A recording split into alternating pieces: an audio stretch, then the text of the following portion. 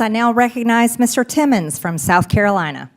Thank you, Madam Chair. It's hard to remember why we're here, given all the conversations we're having, but we're here because we have $37 trillion in debt and we run a $1.8 trillion annual deficit. And we're here to seek out waste, fraud, and abuse, deliver on government efficiency, and try to right the fiscal ship of this country so we can have a country for another generation or two.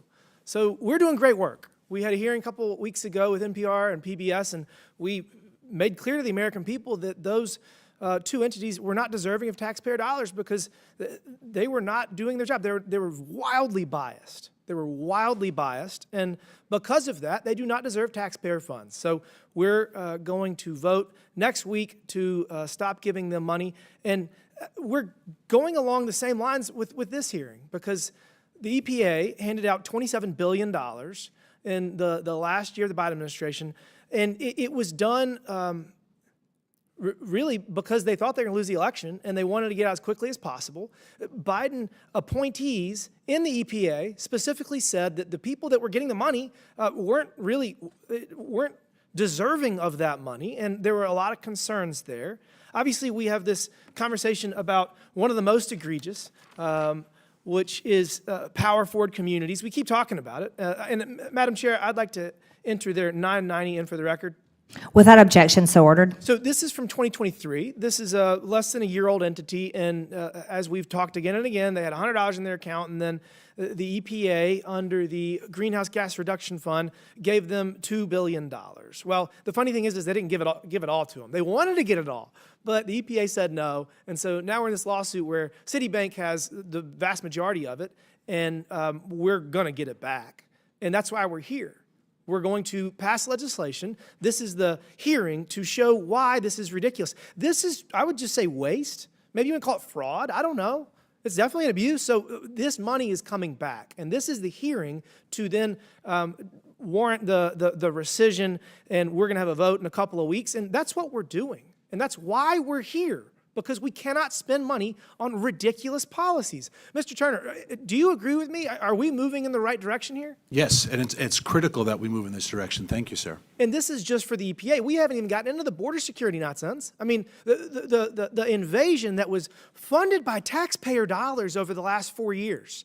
The Biden administration intentionally and systematically incentivized people to come into this country without knowing any idea who they were. Well, and the best part is they're making Americans get these ridiculous vaccines, which we're going to talk about in a couple of weeks. But they don't have any tests for whether the 20 million people they brought in this country are vaccinated. The irony is just incredible. So back to the issue at hand. Power-forward communities should not have $2 billion. Mr. Walter, do you agree that it is an egregious waste of taxpayer dollars to give $2 billion to a bunch of former Obama and Biden high-level employees?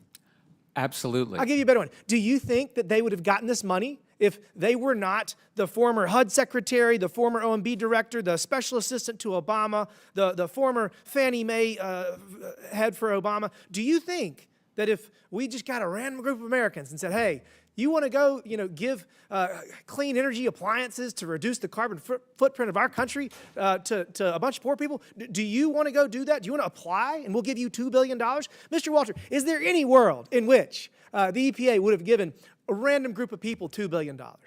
Not at all, and that is a critical part of the NGO sector in addition to the heroes who actually do charitable work. I'll give you one better. Mr. Turner, should we be giving billions of dollars to 501c3s that have zero other income? 35,000 501c3s have zero other income. They're all government income. Should we do that? No, sir, and if I may, the egregious thing here is that they are bypassing the Congress. If you want to give Stacey Abrams $2 billion, appropriate it.